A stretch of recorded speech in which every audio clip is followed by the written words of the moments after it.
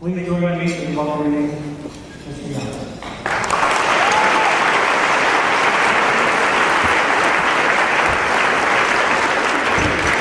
Thank you,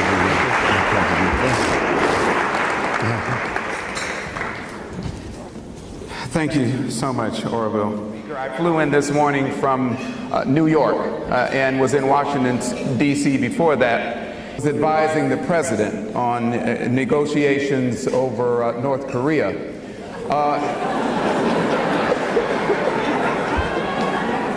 And then I woke up. I remember when I landed this morning and was in the bathroom getting ready, and my wife was helping me. And before I left out of the bathroom, I was just standing there staring in the mirror. I was stuck staring in the mirror because I couldn't remember why I was there. Remembering that thing is called purpose, ladies and gentlemen. And what we often forget most of the time, importantly, is the purpose for which we came into the room. My mother was a very smart kid, but in her family she was the oldest.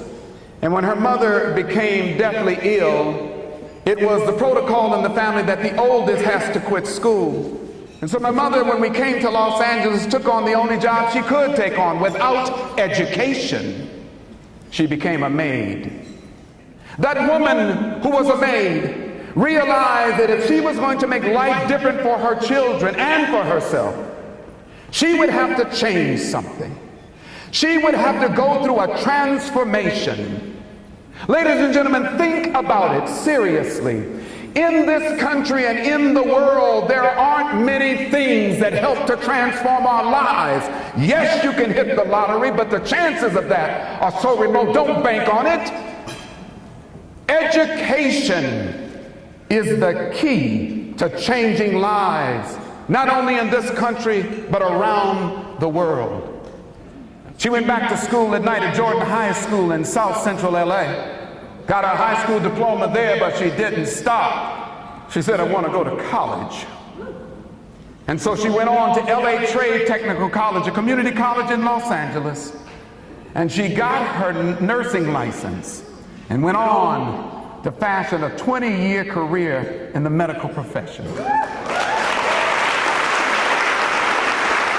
The 1954 Supreme Court decision that ended discrimination in higher education. Remember, that was landmark. It took place in the arena of education, because education is a powerful tool. Nelson Mandela said, education is the most powerful tool which you can use to change the world.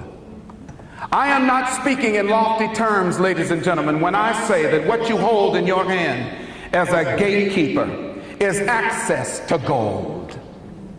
Education, higher education in particular, represents the hopes and the dreams of people who in many cases have risked their lives to get what you have. They are all coming to college for one reason: to see you. And you. And yes, you. And why are they coming to see you? Because you have something that they need. You are a gatekeeper. By definition, you hold something of value that these young students come to you to get. If you think about the movie The Wizard of Oz, you think about Dorothy lost. The window frame hits her upside the head and she passes out. She doesn't know she's dreaming. She goes up into this twister and she lands where? In the land of Oz. And she's lost. And she's trying to find her way home. Those who come to you, not unlike Dorothy, are trying to find their way home. If home means literally that higher paying job so that they can have quality of life to take care of their family, then that's home. If home is to discover their purpose in life, then that is home, but they come to you to find their way home. I was in South Africa in 2008 for Nelson Mandela's 90th birthday. And I had the pleasure of teaching at a school in Soweto. And while I was there at the school, I was able to work with students. There were about 70 of them in one room. And it was about English literature. And I told him, all right, the next assignment is a reading assignment. And what I'd like for you to do is I'd like for all of you to bring out your books, go to page whatever it was, and let's begin to read that chapter. And what they did was they all began to get up and rush towards the front of the room. Scared me a little bit. And then one of the other teachers in the room said, Mr. Young, forgive them, they're going to the book. I said, what book? She said, the only book in the room. And they all gathered around this one book with these tattered pages. And they all wanted the chance to read not a paragraph, not a sentence, 3 words. And then the next person, 3 words, 3 words. The hunger was so deep that they all begged me to bring them back to America so that they could go to college here. And when I pressed one of the students, what makes you think that that is the answer for you? She says, your colleges are life to us. Don't your students feel the same way? I was in Oklahoma, and I will not out the name of the college, but a very well-known college down there, and I was doing professor in-service training. This was 2 years ago. And I was talking to a group of distinguished professors, and I spoke to them for about 2 hours with question and answers and all of that. And I remember coming back to Los Angeles and getting a series of emails from one of the longest tenured professors who CC'd the president of the college with all of the emails that were sent to me. And what the professor said simply is, how dare you come here and tell me how to teach my students? I am a professor of history and anthropology. I have a master's degree in psychology. I understand students. Let me tell you, Mr. Young, what my purpose is. It's not to hold their hands. It is to disseminate information, which they need. And once they have the information, it is up to them to do something with it. And then he signed off with all of his degrees behind his name, which were well earned, by the way. But the point was this, and I mentioned this as a model tonight. That thought is so prevalent in higher education, and it's not just professors. There are people in your position as well who feel that as a gatekeeper you have this goal, but it is up to the student to come and get it and pry it out of my unopened hands. It gives you a sense of power feeling that way. It gives this professor a sense of power by saying what he said. And so I challenged him, with all due respect to the man that he was and the fact that he took the time to write me so many emails. And I said, here's the challenge. And I'd like to offer it to you today. I said, what is it that you say that you do? He said, I disseminate information. It's their job to get it and to do whatever they're supposed to do with it. That's why I'm here. I said, oh, you are an information disseminator. I get it. We're holding interviews to replace you. And our leading candidate is here.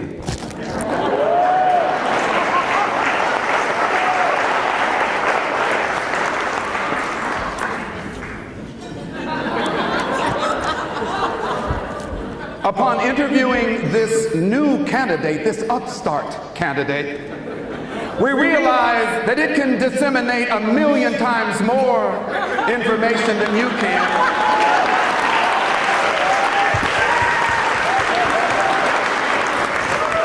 This candidate has said it will work for free. All we have to do is to plug it in and charge the battery every now and then. No bathroom break. No holiday break. No raise. Doesn't need an office. Doesn't need a staff. All it says is push my button, I'll tell you whatever you need. If the whole purpose is simply disseminating information. How many of you can remember the teacher who inspired you the most in school? Can who was that teacher? Oh, I had a wonderful history professor. What was the name?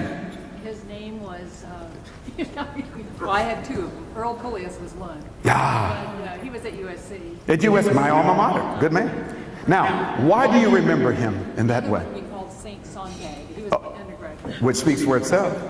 But what was it about this man that makes you recall his name now? They told engaging stories and involved me in the process of learning. Yes, he brought you in. He cared about you. He inspired. Somebody else, come on.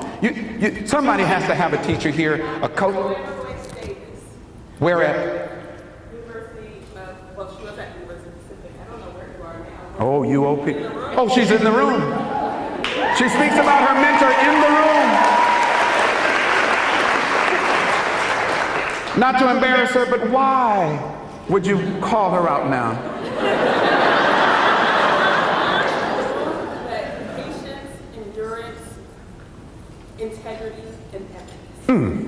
I went to USC. Is USC represented in the House? Trojans. Yeah. Do we have time for the fight song?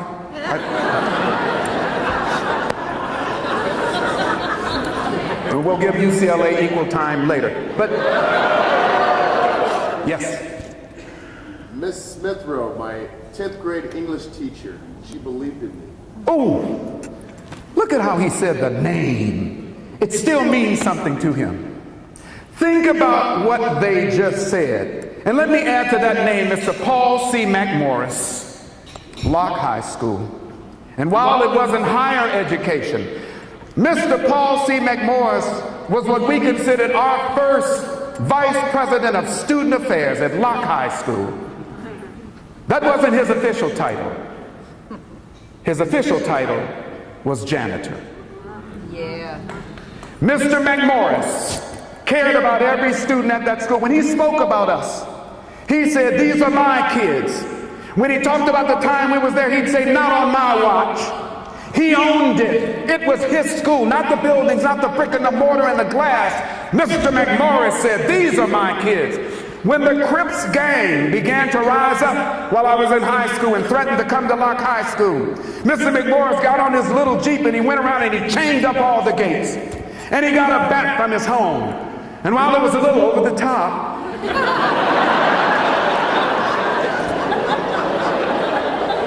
Mr. McMorris sent a message to the rest of us. He told us, "You all go back to school. You go into your classes and don't you worry about a thing.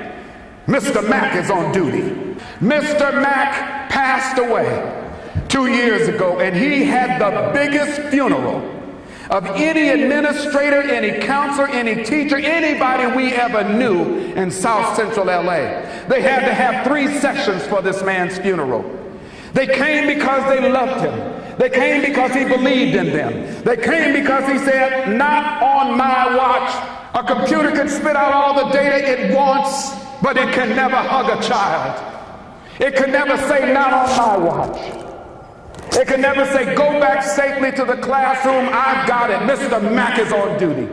You have to work with your staff to understand, to make sure that they understand that they are all part of this team.